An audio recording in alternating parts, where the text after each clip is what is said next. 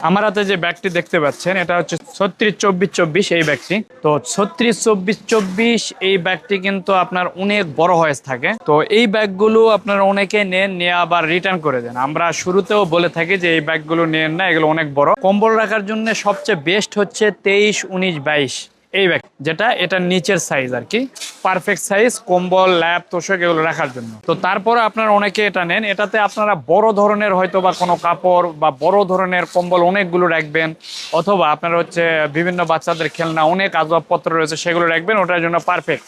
দেখেন এটা হচ্ছে আপনার প্রয়োজনীয় ছাদ বাগানের পণ্য অর্ডার করতে আমাদের ওয়েবসাইট ভিজিট করুন। 3 ফিট উচ্চতা রয়েছে, এরকম যদি ধরি এইভাবে 3 ফিট রয়েছে, এইভাবে রয়েছে 24 ইঞ্চি, তার মানে 2 ফিট উচ্চতা রয়েছে, পাশে 2 ফিট। এটা অনেক বড় একটা সাইজ আমার হাতে দেখতে পাচ্ছেন। আর এটা সেলাই করতেও 2 জন লোক লাগে, তো বোঝেন এটা কত বড় একটি ব্যাগ।